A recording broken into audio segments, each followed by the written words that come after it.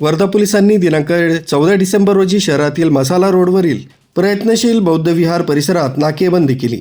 यावेळी MH32 AAX 0370 या कारची तपासणी केली असता त्यात टेंगो पंच या देशी दारूनं भरलेल्या 3800 बाटल्या सापडल्या। त्याची किंमत 3,80,000 रुपये इतकी आहे। या प्रकरणी कार चालक मयूर प्रकाश महिले राहणार स्नेहलनगर महिला आश्रम वर्धा यांच्याकडे अधिक चौकशी करता सदरचा माल हा प्रयन उर्फ अक्षय फुलफले राहणार सेवाग्राम याचा असल्याचं सांगितलंय। कार चालकाच्या मोबाईलसह वाहन तसंच दारू मिळून पोलिसांनी 16,90,000चा मुद्देमाल जप्त केला।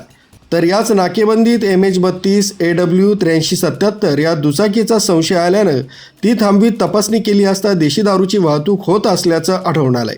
पोलिसांनी दुचाकी चालक प्रशील बंडूजी गेडाम वय 32 वर्ष राहणार आंबेडकर नगर नलवाडी यास ताब्यात घेतला असून मोपेड वाहनासह देशी दारू मिळून 1,20,000चा मुद्देमाल जप्त केला। पोलीस निरीक्षक संतोष टाले यांच्या मार्गदर्शनात पोलीस उपनिरीक्षक शरद गायकवाड, हवालदार सुहास चादोरे, सचिन भारशंकर, लोकेश गाडवे, पंकज भरणे, नवनीत वानखेडे, मनोज काकपुरे यांनी ही कामगिरी केली आहे। RB न्यूजसाठी पांडुरंग भांगरे, वर्धा।